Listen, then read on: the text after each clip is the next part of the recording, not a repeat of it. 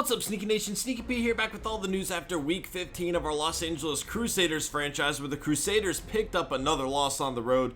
And, you know, things are just not going well. The inconsistency continues. Our defense remains troubled right now. You know, things are just not going well. We're definitely struggling defending other teams.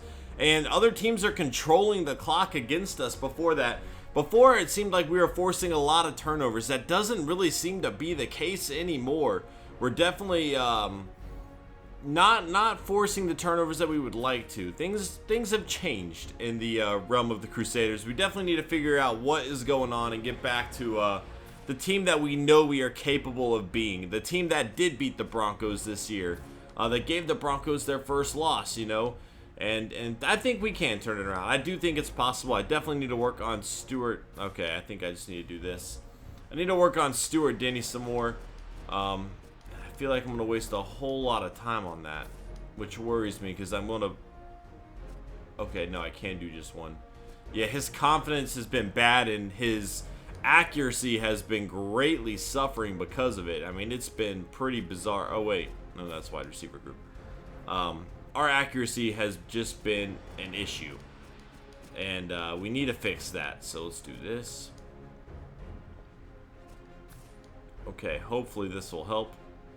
Got his confidence up 11 by doing that, so hopefully that helps us there.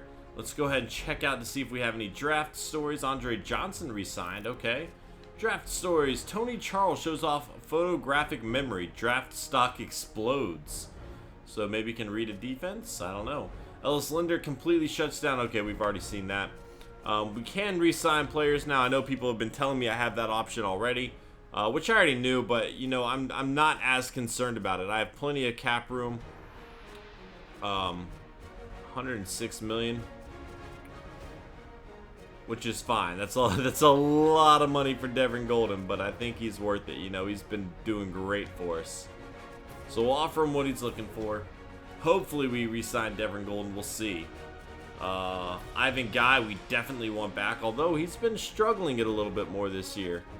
But, you know, we've been saving money because of that previous glitch. So, okay, there we go. See if we can get Ivan Guy back. Marcel Reese, I'm on the fence about. I'm not going to re-sign him yet, but I definitely... Let's just see what he's asking for. I'm not going to re-sign him yet. I do want him back. But I wouldn't mind trying to find another tight end in the draft or anything. We're going to have a lot of draft picks and not a whole lot of things to draft, positions to draft. If we look at our AFC, we have fallen out of the playoffs, which is to be expected after that last loss. And we're not even on the first page here. So AFC West, AFC East, AFC North, AFC South. Then you have the Colts and Jaguars clinging to the final wild card spots. Now, we have the same record as the Jaguars. So, you know, it is still possible that we can get into a wild card spot. It's definitely going to be mandatory that we win our last two games. And even then, it's not a guarantee. But, you know, things can change. So, looking at the injury report, Humphrey is out for 6 more weeks and Dobbs out for 3 more weeks. Again, Jesus King has replaced him on the depth chart regardless, though. We'll check out the weekly awards as well. See what we got going on here. Doug Martin, 21 carries, 132 yards, 3 touchdowns. Wolf with 2 interceptions, a fumble forced, and a fumble recovered. Shazier with 16 tackles and an interception. And Kendall Wright, the former Crusader, 167 yards and 3 touchdowns for him. We'll check out our team stats as well before this episode is over. Oh, you know, one thing I noticed, we'll go over this really fast too. Our team is struggling on the road this season. Look at this. Loss on the road, win on the road. We did beat the Seahawks on the road. Loss on the road, loss on the road, loss on the road, win.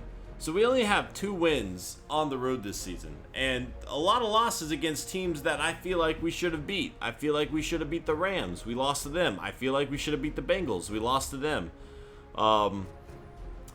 Luckily, we only have 1 more road game left, and that is against the 1 and currently 13 Chargers. So I definitely like that a little bit. You know, I feel a little more comfortable with that. We'll check out our stats really quick, and that'll be it for this episode. Stuart Denny, 32 touchdowns, 19 interceptions, 95.1 quarterback rating, over 3,000 yards passing.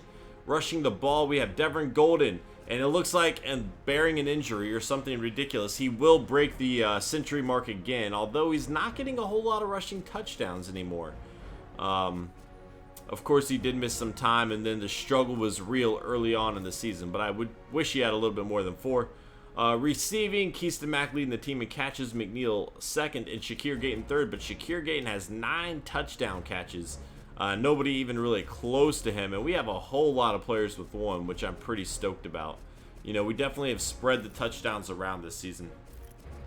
Defense, Brandon Spikes leading the way, Raynard Ray second, and Khalil Mack third. Sacks, we have Khalil Mack and Keegan Gibson each with 16, Shelby Harris with 14, and McCown the rookie with 10. Interceptions, again, I feel like we haven't been getting as many turnovers in recent weeks. But overall, we have quite a few interceptions, you know. Fumbles forced. 4 for Brandon Spikes, a lot with 2, and then 3 for Sherman still on the list there. One thing that's definitely different this year is we still only have 3 touchdowns there, is our kick return game. Gostkowski, I can't believe he missed that field goal last week. That could have changed the game, but man, 2 returning touchdowns for Chase Cross. I am stoked with that. He has been a beast all season long, and definitely a very good pickup for our team. We'll check out the MVP awards really fast as well. Check out the MVP award. See if Derek Carr is still leading the way. He is. Derek Carr leading the MVP race for the Eagles. Blake Bortles second, AJ McCarron third, TR Foreman fourth. Chaz Jenkins falling all the way down to 5th. The Broncos have 3 losses now.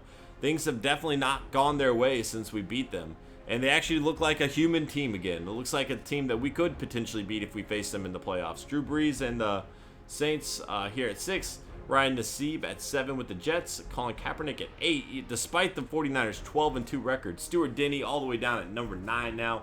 And Robert Griffin III is going to be at 10. Guys, that's going to be it for this episode. I hope you enjoyed. If you did, please hit that like button. It helps me out a lot. And I will see y'all in Week 16 as we take on the Kansas City Chiefs. Later.